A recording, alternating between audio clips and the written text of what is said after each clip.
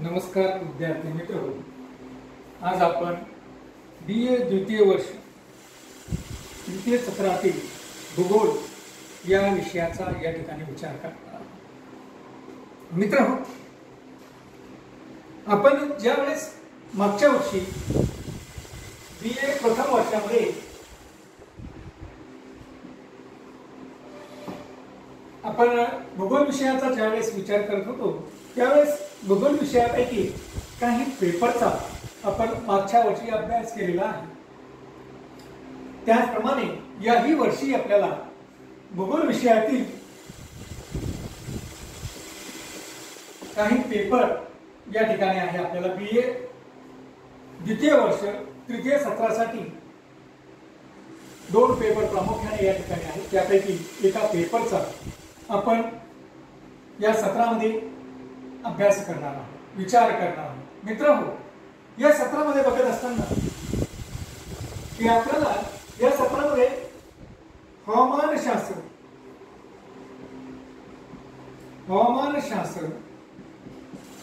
या पेपरचा विचार करायचा आहे। क्लायमेटॉलॉजी, ज्याला आपण हवामानशास्त्र असं या ठिकाणी म्हणतो, या क्लायमेटॉलॉजीचा किंवा हवामानशास्त्राचा अभ्यास आपल्याला यावर्षी करायचा आहे। मागच्या वर्षी ज्यावेळेस तुम्ही भूगोल विषय हा अभ्यासासाठी किंवा भूगोल विषय या ठिकाणी घेतला त्यावेळेस आपण बघितलं की भूगोल म्हणजे काय। ज्यावेळेस आपण विचार केला की भूगोल आपण कशाला म्हणतो, भूगोलशास्त्राची व्याप्ती कशी आहे, किंवा भूगोलशास्त्राचा अभ्यास आपण का करतो, म्हणजे भूगोलशास्त्राचं असणारं महत्त्व आपण मागील तासामध्ये मागच्या वर्षी प्रथम सत्राला प्रामुख्याने या ठिकाणी बघितलेलं आहे। मग यावेळेस आपण बघत असताना बघितलं की भूगोल म्हणजे काय, तर पृथ्वीवरील नैसर्गिक घटकांचा मानवी जीवनावर काय परिणाम होतो याचा अभ्यास करणारे शास्त्र म्हणजे भूगोल। मग पृथ्वीवरील हे जे काही नैसर्गिक घटक आहेत या नैसर्गिक घटकांचा मानवाच्या अनुषंगाने काय परिणाम झालेला आहे याचा विचार आपण मागील तासामध्ये प्रामुख्याने या ठिकाणी केला। आणि मग आपण मागील तासामध्ये बघितलं, या अगोदरच्या प्रथम सत्रामध्ये या ठिकाणी आपण बघितलं की प्रथम सत्रामध्ये बघत असताना भूगोलाच्या ज्या काही विविध शाखा आहेत या विविध शाखांचा विचार आपण या ठिकाणी केला। आणि खास करून आपण बघितलं की जे काही नैसर्गिक घटक आहेत त्यामध्ये अगदी पर्वत, पठार, मैदान, दर्या याचा विचार आपण केलेला आहे। त्याचबरोबर आपण वातावरण असेल किंवा हवामान असेल याही घटकाचा मानवी जीवनावर परिणाम होतो या संदर्भात देखील एक शाखा आपण मागील तासामध्ये किंवा मागच्या वर्षी या ठिकाणी आपण किती शाखा कोणती आहे याचा विचार आपण या ठिकाणी केलेला आहे। त्यानंतर वनस्पती व प्राणी यांचा देखील मानवी जीवनावर परिणाम झालेला आहे। यांचा देखील संबंध हा मानवाशी येतो आणि मानवाशी आल्यामुळे मानवाच्या असणारे जे काही कार्य आहे या कार्यांमध्ये बदल करून आणण्याचं काम, या कार्यांमध्ये सहाय्यभूत ठरण्याचं काम वनस्पती आणि प्राणी हे करतात। त्याचबरोबर आपण पाहिलं की पृथ्वीवर जवळपास 29% जमिनीचा भाग आहे आणि 71% हा पाण्याचा भाग आहे। आणि पाण्यामध्ये देखील आपण बघितलं की अधिकाधिक भाग हा महासागराने व्यापलेला आहे। मग अशा या महासागराचा म्हणजे सागरांचा अभ्यास देखील या नैसर्गिक घटकांच्या अनुषंगाने येतो। आणि आपण पाहतोय की या सागराचा देखील परिणाम मानवाच्या जीवनावर आणि कार्यावर आपल्याला झालेला दिसून येतो। म्हणजेच मित्रहो, या भूगोलाच्या ज्या काही विविध शाखा आहेत, या शाखा कशामुळे निर्माण झालेल्या आहेत, तर भूगोलाच्या या ज्या काही विविध शाखा निर्माण झालेल्या आहेत, या भूगोलाच्या विविध शाखा या खास करून आपण जर बघितलं तर भूगोलाच्या या शाखा निर्माण झालेल्या आहेत, हे जे काही नैसर्गिक घटक आहेत या नैसर्गिक घटकांच्या अनुषंगाने, आणि या नैसर्गिक घटकांचा मानवी जीवनावर काय परिणाम होतो तर आपण बघितलं की मानवाच्या ज्या काही मूलभूत गरजा आहेत, मानवाच्या ज्या काही मूलभूत गरजा आहेत, या मूलभूत गरजा या प्रामुख्यानं या नैसर्गिक घटकापासून पूर्ण झालेल्या आपल्याला दिसतात. मग आपल्याला माहिती आहे की मानवाच्या मूलभूत गरजा कोणत्या आहेत? अन्न, वस्त्र आणि निवारा. अन्न, वस्त्र आणि निवारा या प्रमुख गरजा, ज्या काही मूलभूत गरजा आहेत, या मूलभूत गरजा देखील या नैसर्गिक घटकांच्या अनुषंगानेच पूर्ण होतात किंवा या गरजांवर हे नैसर्गिक घटक परिणाम करताना आपल्याला दिसतात. मग मित्रहो, अशा पद्धतीने जर बघितलं आपण, जर नैसर्गिक घटकांचा अभ्यास भूगोलामध्ये करत असलो तर प्रामुख्याने यामध्ये आपल्याला ज्या काही भूगोलाच्या शाखा दिसतात, विविध अशा शाखा, या भूगोलाच्या ज्या काही विविध शाखा आपल्याला दिसतात, त्यामध्ये नंबर 1 आपल्याला प्राकृतिक भूगोल, नंबर 2 मानवी भूगोल, आणि नंबर 3 प्रादेशिक भूगोल. अशा 3 शाखा या प्रामुख्याने प्रादेशिक, मानवी आणि प्राकृतिक अशा 3 शाखा या प्रामुख्याने आपल्याला या ठिकाणी दिसून येतात. मग या 3 शाखांचा विचार आपण या ठिकाणी भूगोलाच्या प्रमुख शाखा म्हणून या ठिकाणी करत असतो. आणि मग या भूगोलाच्या 3 शाखांचा विचार करत असताना आपण ज्यावेळेस भूगोलाचा अभ्यास करतो त्यावेळेस नैसर्गिक घटक आपण बघितलं की नैसर्गिक घटकांचा मानवी जीवनावर काय परिणाम होतो, म्हणजे प्राकृतिक घटकांचा विचार, नैसर्गिक घटकांचा विचार आपण या ठिकाणी करत असतो. त्याचबरोबर दुसरं जे काही आहे मानवी भूगोल. या मानवी भूगोलामध्ये मानव हा देखील निसर्गतः तयार झालेला आहे. मग या मानवाच्या कार्याचा परिणाम किंवा मानवाच्या कार्यावर जो काही परिणाम होतो, हा परिणाम अभ्यासण्याचं काम मानव हा देखील एक महत्वाचा घटक या निसर्गामध्ये आहे. आणि मग या मानवाचा देखील परिणाम या नैसर्गिक घटकांच्या बदलावर कसा झालेला आहे, याचाही अभ्यास हा प्रामुख्याने त्या मानवी भूगोलाच्या अनुषंगाने केला जातो. त्यानंतर प्रादेशिक भूगोल म्हणजे काय की जे काही क्षेत्र आहे, एखादा भूभाग आहे, मोठं क्षेत्र आहे, या क्षेत्रावर जो काही तेथील असणाऱ्या सर्व नैसर्गिक घटकांचा कशा पद्धतीने परिणाम झालेला आहे, नैसर्गिक आणि मानवी घटकांचा कशा पद्धतीने परिणाम झालेला आहे, त्या क्षेत्राचा, त्या प्रदेशाचा विचार देखील आपण सूक्ष्मतेने या ठिकाणी करत असतो.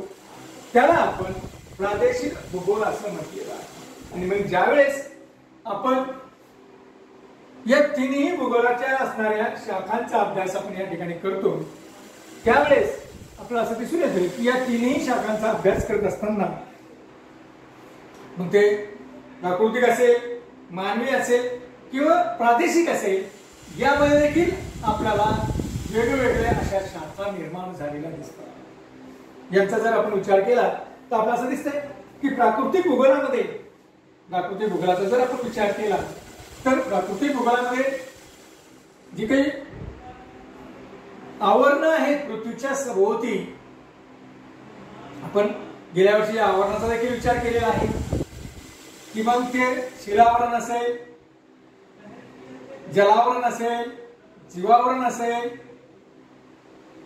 किंवा वातावरण असेल, या 4ही आवरणाचा परिणाम या नैसर्गिक घटकामध्ये, प्राकृतिक घटकामध्ये येतो. आणि या चारही आवरणाचा अभ्यास आपल्याला प्राकृतिक घटक म्हणून भूगोलामध्ये करावा लागतो आणि मग त्यांच्या अनुषंगाने या प्राकृतिक भूगोलाचे देखील त्या आवरणाप्रमाणेच वेगवेगळे असे उपशाखा या ठिकाणी निर्माण झालेल्या. मग या वेगवेगळ्या असणाऱ्या उपशाखांचा जर आपण विचार केला तर त्यामध्ये प्राकृतिक भूगोलामध्ये भूरूपशास्त्र, सागर जलशास्त्र किंवा सागरशास्त्र, जैविक शास्त्र आणि आज जे काही आपण अभ्यासणार आहोत वातावरणाचा किंवा त्या संबंधी असणाऱ्या हवामानाचा अभ्यास करणारं जे काही शास्त्र आहे या शास्त्राचा देखील प्राकृतिक भूगोलाची एक उपशाखा म्हणून या ठिकाणी आपण अभ्यास करणार. मित्र हो, ज्यावेळेस आपण मानवी भूगोलाचा विचार करतो त्यावेळेस आपल्याला असं दिसून येतं की या मानवी भूगोलामध्ये देखील वेगवेगळ्या शाखा आहेत की मानवाचं ज्या पद्धतीने कार्य चालतं. मग ते आर्थिक असेल तर आर्थिक भूगोल, तिथं राजकीय स्वरूपाचा असेल तर राजकीय भूगोल, संरक्षण विषयक असेल तर संरक्षण भूगोल, म्हणजे अशा विविध शाखा या मानवी भूगोलाच्या प्रामुख्याने भूगोलाच्या अनुषंगाने उपशाखा या ठिकाणी आपल्याला दिसून येतात. त्यानंतर तिसरी जी काही प्रमुख शाखा भूगोलाची आहे ती म्हणजे प्रादेशिक भूगोल. प्रादेशिक भूगोलाचा जर आपण विचार केला मित्र हो तर आपल्याला असं दिसून येतं की प्रादेशिक भूगोलामध्ये देखील आपल्याला प्रदेशानुसार क्षेत्रानुसार देखील नैसर्गिक आणि मानवी घटकांचा अभ्यास करता येतो. आणि मग ज्यावेळेस एखाद्या सीमित क्षेत्राचा आपण विचार करतो, एखाद्या प्रदेशाचा ज्यावेळेस आपण विचार करतो त्यावेळेस त्या प्रदेशाच्या नावानं साधारणतः भूगोलाचा आपण विचार करत असतो. म्हणून भारताचा प्रादेशिक भूगोल, जगाचा प्रादेशिक भूगोल, पाकिस्तानचा प्रादेशिक भूगोल, अफगाणिस्तानचा प्रादेशिक भूगोल, म्हणजे अशा पद्धतीनं त्या ठिकाणी असणाऱ्या नैसर्गिक घटक आणि त्यानुसार चाललेले मानवी कार्य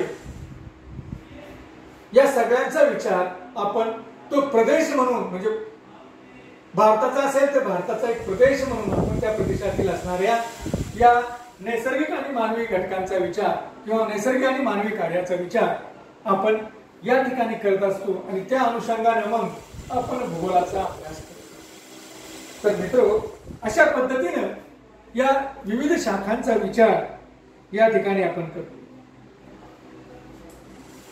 ज्या पद्धतीने आपण या विविध शाखा आणि उपशाखांचा विचार करतो त्यावेळेस प्राकृतिक भूगोलाची एक महत्वाची शाखा, महत्वाची उपशाखा म्हणून आपण हवामानशास्त्र या विषयाचा, या पेपरचा या ठिकाणी विचार करणार आहोत.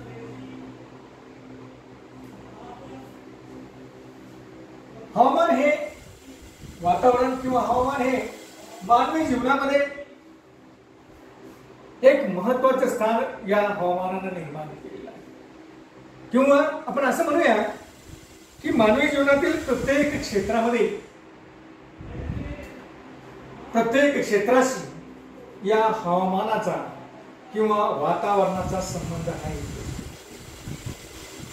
जर आपण बघितलं तर मानवाच्या असणाऱ्या अन्न, वस्त्र आणि निवारा या ज्या काही मूलभूत गरजा आहेत या मूलभूत गरजांची देखील या हवामानाचा संबंध येत असतो. आणि म्हणून मित्रहो, हवामानशास्त्र हे एक अतिशय महत्वाचं शास्त्र म्हणून भूगोलामध्ये अभ्यासला जातो.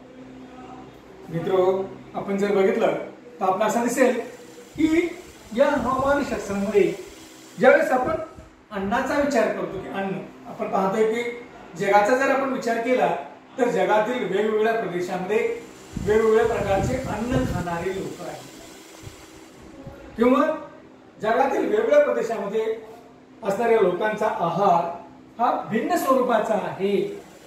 याचा ज्यावेळेस आपण विचार करतो किंवा भिन्न स्वरूपाचा का आहे, काही लोक शाकाहारी आहेत, काही लोक मांसाहारी आहेत किंवा काही लोक उभयचारी आहेत, म्हणजे दोन्ही खातात. मग अशा प्रकारच्या त्यात देखील त्यांचे अन्नातील वेगवेगळे पदार्थ त्या ठिकाणी दिसून येतात. मग अशा पद्धतीनं भिन्नता ही पृथ्वीवर काय आढळते? मानव तर हा एकच प्राणी आहे, परंतु त्यांच्या आहारामध्ये देखील आपल्याला भिन्नता आढळते. ज्यावेळेस आपण हे शोधण्याचा प्रयत्न करतो त्यावेळेस आपल्याला असं दिसतं की हवामानाचा परिणाम हा त्यांना जे काही अन्न मिळतं त्या अन्नाच्या उत्पादनावर होतं. जसं हवामान बदलत जातं किंवा जसं वेगळ्या प्रदेशातील असणारं हवामान हे भिन्न स्वरूपामध्ये आढळतं, तसे त्या प्रदेशामध्ये भिन्न भिन्न प्रकारचे अन्न पदार्थ आपल्याला दिसून येतात. धान्य आपल्याला त्या ठिकाणी दिसून येतं. जसं आपण जर बघितलं की उष्ण प्रदेश आहे वाळवंटासारखा, त्या प्रदेशामध्ये आपल्याला बाजरी सारखं पीक आढळून येतं.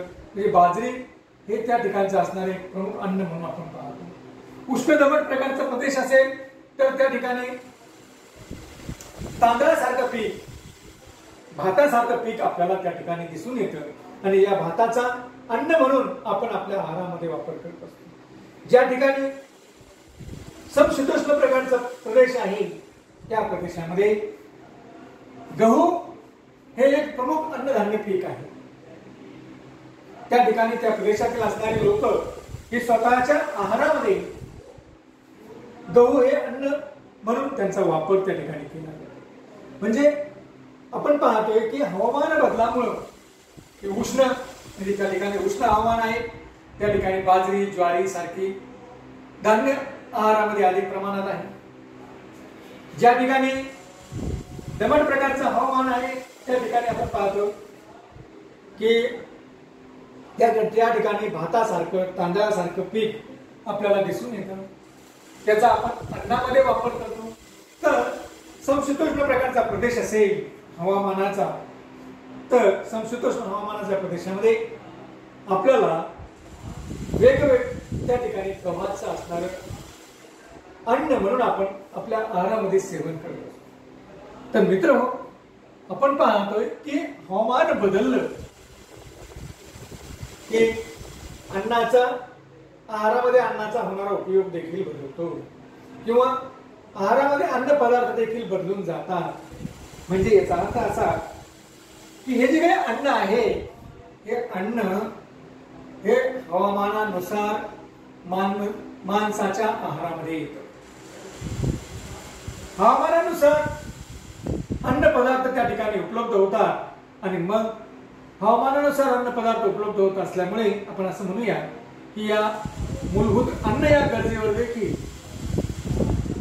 या हवामानाचा परिणाम झालेला आपल्याला दिसतो. आपण जर बघितलं तर मित्र आपल्याला असं दिसतं की हे जे काही अन्न आहे या अन्नावर या हवामानाचा परिणाम होतो. याचा अर्थ काय की जगाच्या पाठीवर जगामध्ये भिन्न भिन्न प्रदेशामध्ये भिन्न भिन्न प्रकारचं हवामान आपल्याला दिसून येतं. अगदी वेगवेगळे हवामानाचे प्रकार आपल्याला या ठिकाणी दिसतात. जसं उष्ण हवामानाचा प्रदेश, उष्ण दमट हवामानाचा प्रदेश, समशीतोष्ण हवामानाचा प्रदेश, त्यानंतर मोसमी हवामानाचा प्रदेश, त्यानंतर भूमध्य हवामानाचा प्रदेश, शीत हवामानाचा प्रदेश, टुंड्रा प्रदेश. म्हणजे अशा पद्धतीने भिन्न भिन्न प्रकारचं हवामान हे पृथ्वीवर भिन्न भिन्न प्रदेशामध्ये आपल्याला आढळून येतं आणि मग या भिन्न स्वरूपाच्या हवामानामुळे देखील मानवाच्या अन्नावर किंवा मानवाचं जे काही अन्न आहे हे आपल्याला बदललेलं या ठिकाणी दिसतं. जर आपण घनदाट अरण्याच्या प्रदेशामध्ये जर असो तर त्या प्रदेशामध्ये देखील त्या ठिकाणच्या आहारामध्ये त्या ठिकाणच्या लोकांच्या आहारामध्ये खास करून वेगवेगळ्या प्रकारचं हवामान किंवा वेगवेगळ्या प्रकारचं अन्न त्या ठिकाणी आलेलं आपल्याला दिसतं. की आपण पाहतो त्या प्रदेशात असणारे जे काही लोक आहेत ते त्यांच्या आहारामध्ये कंदमुळे, फळे किंवा जंगली प्राण्यांचं मांस हे सेवन करून स्वतःची मूलभूत गरज हे पूर्ण करताना आपल्याला दिसतात. म्हणजे अशा पद्धतीने भिन्न हवामानाच्या प्रदेशामध्ये भिन्न भिन्न प्रकारचं अन्न आपल्याला उपलब्ध झालेलं दिसतं. म्हणजे हवामान हा घटक मानवाचं अन्न कोणतं असावं हे ठरवण्याचं काम या ठिकाणी करतं. म्हणून मानवाची एक मूलभूत गरज हवामानातून हवामानाच्या अनुषंगाने ठरत असल्यामुळं हवामानशास्त्र हे एक अतिशय महत्वाचं शास्त्र या ठिकाणी असलेलं आपल्याला दिसतं. त्यानंतर आपण पाहतोय की दुसरी महत्वाची गरज आहे वस्त्र. आपण पाहतोय की पेहराव किंवा वस्त्र हे त्या हवामानामध्ये हवामानाच्या दृष्टिकोनातून घातले जातात. ज्या ठिकाणी अतिशय थंड प्रकारचं हवामान आहे त्या प्रदेशातील लोक प्रामुख्यानं लोकरीचे किंवा जाड कपडे त्या ठिकाणी वापरतात. बघा, म्हणजे त्यांचा हवामान बदललं, शीत हवामानामध्ये लोकरीचे किंवा जाड कपडे त्या ठिकाणी वापरतात. उष्ण प्रदेशातील असणारी लोक अंगावर तोकडे कपडे, पातळ कपडे वापरतात. म्हणजे अशा पद्धतीने आपण पाहतोय की हवामान बदललं की माणसाची किंवा लोकांचं वस्त्र देखील कशा पद्धतीने वस्त्र असायला पाहिजे, कशा पद्धतीने त्यांचा पेहराव असायला पाहिजे, म्हणजे या पेहरावर वस्त्रावर देखील हे हवामान हा घटक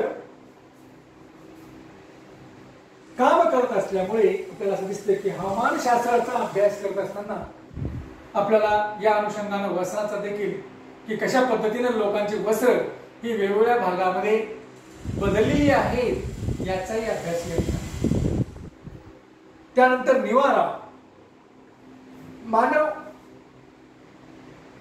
ज्यावेळेस सामाजिक दृष्ट्या एक सुदृढ प्रकारचा झाला, ज्यावेळेस एक समाज म्हणून या पृथ्वी तलावर मानव जगू लागला, समाजाचा घटक म्हणून जगू लागला, त्यावेळेस कारण अगोदरच्या काळामध्ये तर मानव हा जंगलामध्ये भटकत असेल, जिथे जागा मिळेल, जिथे गुहेत जागा मिळेल अशा ठिकाणी तो स्वतःचा आसरा किंवा निवारा निवडत असेल.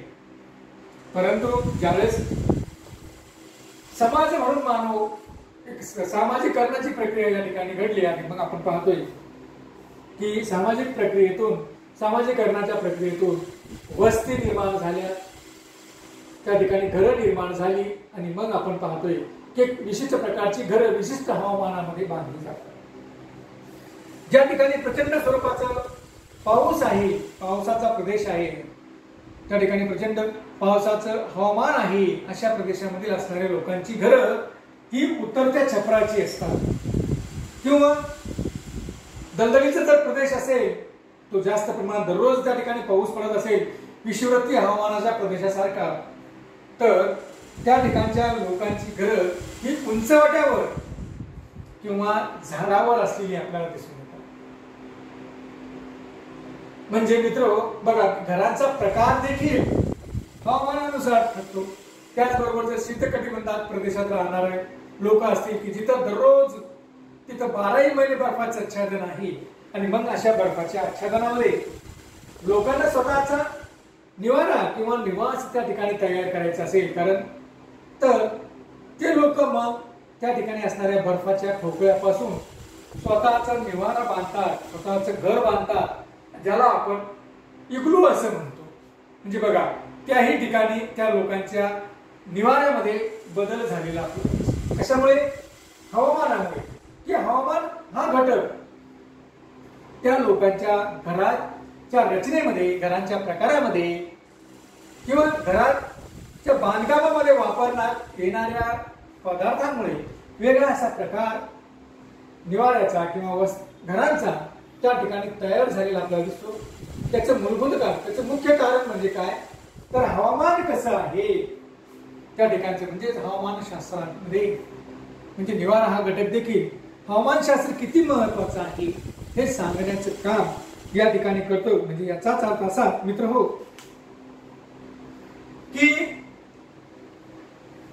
हवामानशास्त्रामध्ये या मानवाच्या मूलभूत गरजांचा अभ्यास केला जातो. म्हणून मूलभूत गरजांचा अभ्यास या हवामानशास्त्रामध्ये केला जात असल्यामुळे किंवा हवामानाचा परिणाम मानवाच्या मूलभूत गरजांवर होत असल्यामुळे आपण आपल्या जीवनामध्ये किंवा प्रामुख्याने आपण भूगोलाचा एक अतिशय महत्वाचा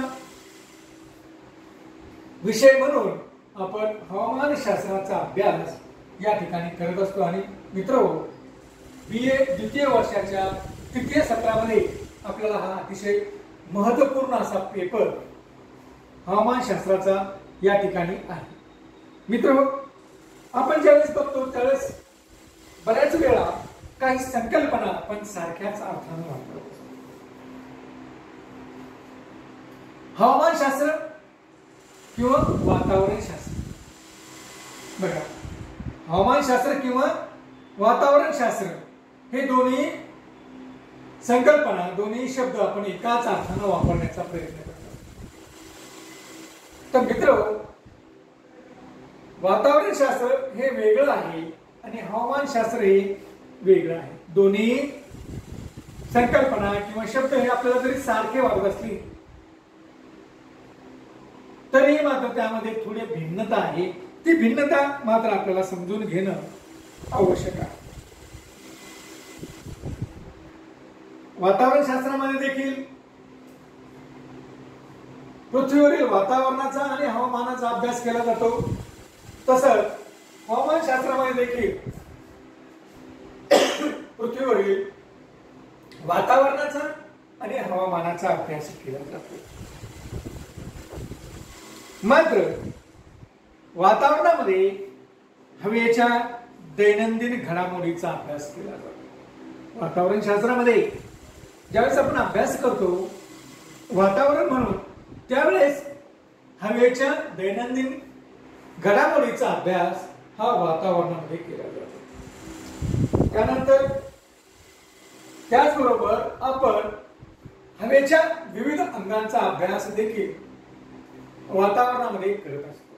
म्हणजे जे काही हवेमध्ये होणाऱ्या विविध घडामोडी किंवा हवेची विविध अंगे यांचा प्रामुख्याने अभ्यास आपण वातावरणशास्त्राच्या अनुषंगाने या ठिकाणी करत असतो. वातावरण आणि भूपृष्ठ यांच्या संदर्भाने तो अभ्यास केला जातो. कारण वातावरणात ज्या काही प्राकृतिक घडामोडी आणि रासायनिक प्रक्रिया होतात, या वातावरणात घडणाऱ्या या प्राकृतिक घडामोडी आणि रासायनिक प्रक्रियेचं निरीक्षण हे वातावरणामध्ये केले जाते. तुम्ही म्हणाल की सर, वातावरणामध्ये प्राकृतिक घडामोडी कोणत्या? तर प्राकृतिक घडामोडीचा जर आपण विचार केला तर ज्वालामुखीचा विस्फोट होत असेल, ही एक प्राकृतिक घडामोड आहे. एखादा प्रदेश उंचावत असेल, ही प्राकृतिक घडामोड आहे. की अशा पद्धतीनं या भूकंप होत असेल, ही एक प्राकृतिक घडामोड आहे. किंवा उल्कापात होत असेल, ही एक प्राकृतिक घडामोड आहे. की यांचं निरीक्षण या अनुषंगाने या ठिकाणी केलं जातं.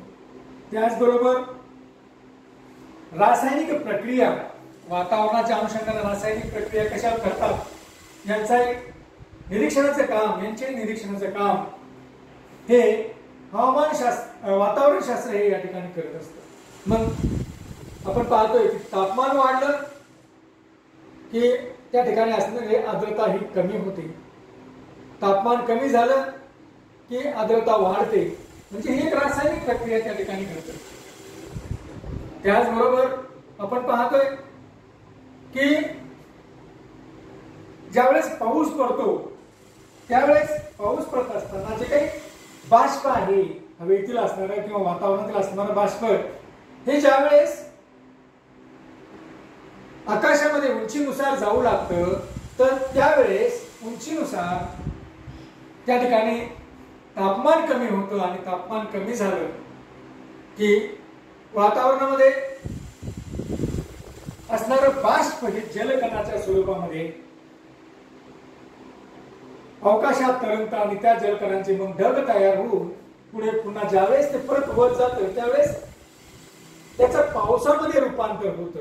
म्हणजे पाऊस या ठिकाणी पडतो. म्हणजे अशा पद्धतीनं ही एक रासायनिक प्रक्रिया वातावरणामध्ये घडून येते. या रासायनिक प्रक्रियेचा देखील विचार हा या हवामानशास्त्राच्या अनुषंगाने केला जातो. त्याचबरोबर वातावरणशास्त्राच्या अनुषंगाने केला जातो. त्याचबरोबर आपण पाहतोय की वातावरण आणि पृथ्वीचा पृष्ठभाग यांच्यामध्ये आंतरक्रिया होत असतात. जे काही वातावरण आहे हे वातावरण आणि पृथ्वीचा जो काही पृष्ठभाग आहे यांच्यामध्ये आंतरक्रिया होत असतात. वातावरणाच्या पृथ्वीच्या पृष्ठभागावर परिणाम होतो, त्याचबरोबर पृथ्वीच्या पृष्ठभागाचा हा वातावरणावर परिणाम होतो. आणि हे अभ्यासण्याचं काम, या आंतरक्रियांचा अभ्यास करण्याचं काम हे वातावरण शास्त्राच्या अनुषंगानं या ठिकाणी केले जात असते. हे वातावरणाचा कसा परिणाम होतो तुम्हाला सांगितलं की वातावरणातील असणाऱ्या एखाद्या ठिकाणी प्रचंड प्रमाणामध्ये पाऊस पडत असेल म्हणजे ही वातावरणाची घडणारी प्रक्रिया, या प्रक्रियेचा परिणाम काय होतो तर भूपृष्ठावर दलदलीचा प्रदेश निर्माण होतो, म्हणजे भूपृष्ठावर त्याचा परिणाम होतो. किंवा पाऊस अतिशय कमी पडत असेल तर त्या ठिकाणी भूपृष्ठाचं रूपांतर वाळवंटामध्ये झालेलं आपल्याला दिसून येतं. म्हणजे अशा पद्धतीनं भूपृष्ठावर या वातावरणाची प्रक्रिया होत असते. त्याचबरोबर भूपृष्ठाची वातावरणावर काय प्रक्रिया होते तर जर एखादं भूपृष्ठ अतिशय उंच ठिकाणी आहे, साधारणतः आपण उटी हे ठिकाण म्हणूया, आणि मग आपण पाहतोय की उटी हे ठिकाण भूपृष्ठावर पृथ्वीवर अतिशय उंच असं ठिकाण आहे किंवा भारतामध्ये अतिशय उंच असं ठिकाण आहे. आणि मग अतिशय उंच ठिकाण असल्यामुळे त्या ठिकाणचं असणारं वातावरण हे तापमानाने कमी असलेलं आपल्याला दिसतं. म्हणजेच थंड प्रकारचं हवामान, थंड प्रकारचं वातावरण आपल्याला त्या ठिकाणी दिसून येतं. म्हणजे अशा पद्धतीनं पृथ्वीच्या पृष्ठभागाचा परिणाम वातावरणावर झालेला आहे. म्हणजे ह्या आंतरक्रियांचा अभ्यास जर कोणी करत असेल तर या आंतरक्रियांचा अभ्यास करण्याचं काम हे वातावरण शास्त्राच्या अनुषंगानं केले जातं.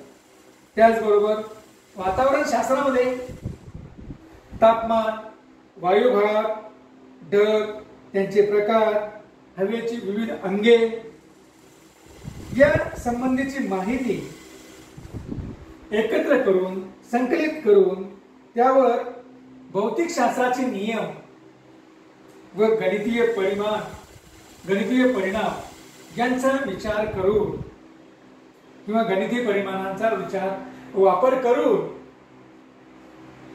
जी काही प्रक्रिया केली जाते त्या प्रक्रियेतून जी काही निष्कर्ष येतात त्या निष्कर्षाचा विचार या वातावरण शास्त्रामध्ये केला जातो. म्हणजे मग जर तापमान असेल, वायुभार असेल, आर्द्रता असेल किंवा ढगांचे प्रकार असतील किंवा हवेचे जे काही विविध अंग आहेत, या हवेच्या विविध अंगांचा विचार हा भौतिक शास्त्राचे जे काही नियम आहे किंवा गणिताचे जे काही सूत्र आहे, गणिताचे जे काही परिमाण आहे, या परिमाणांचा विचार करून हे सगळे वापरून जी एक प्रक्रिया केली जाते, ती संकलित केलं जाऊन जी काही प्रक्रिया होते त्या प्रक्रियेच्या अनुषंगाने जे काही निष्कर्ष येतात त्या निष्कर्षांचा विचार वातावरण शास्त्राच्या अनुषंगाने केला जातो, वातावरण शास्त्राच्या अनुषंगाने अभ्यासला जातो. आणि सगळ्यात महत्वाचं म्हणजे वातावरण हे वातावरणाच्या अल्पकालीन स्थितीचा अभ्यास करत असतं. म्हणजे वातावरण शास्त्र हे काय करतंय तर वातावरणाच्या अल्पकालीन स्थितीचा अभ्यास करत असतं. त्याला आपण वातावरण शास्त्र असं म्हणतो. म्हणजे वातावरण शास्त्र हे एक भिन्न प्रकारचं शास्त्र आहे. तर आता आपण जे काही हवामानासंदर्भात बोलणार आहोत, हे हवामान शास्त्र हे आता एक भिन्न प्रकारचं शास्त्र आहे. मग आता मी वातावरणासंदर्भात किंवा वातावरण शास्त्राच्या संदर्भात माहिती सांगितलेली आहे. आता हवामान शास्त्र म्हणजे काय तर हवामान शास्त्र म्हणजे जर आपण बघितलं तर एखाद्या क्षेत्राचा विचार केला जातो किंवा एखाद्या प्रदेशाचा विचार करून त्या प्रदेशातील असणारे वातावरणाची स्थिती कशी आहे या स्थितीचा विचार, या स्थितीचा अभ्यास जवळपास 30 ते 35 वर्षापर्यंत केला जातो. आणि त्या 30 ते 35 वर्षापर्यंत त्या वातावरणाच्या स्थितीचा अभ्यास करून जी काही निरीक्षणं असतील, या निरीक्षणावरून जे काही अनुमान किंवा निष्कर्ष येतात, या निष्कर्ष किंवा अनुमान यालाच आपण हवामानशास्त्र असतो. म्हणजे माहितीचं विश्लेषण हे जे काही 35 ते 40 वर्षापर्यंत वातावरणातील स्थितीचा जी काही माहिती मिळालेली आहे, या माहितीचं विश्लेषण करून निष्कर्ष व अनुमान काढण्याचं काम हे हवामानशास्त्रामध्ये केलं जातं. म्हणून हवामानशास्त्र हे एक भिन्न प्रकारचं शास्त्र आहे, तर वातावरणशास्त्र एक भिन्न प्रकारचं शास्त्र आहे.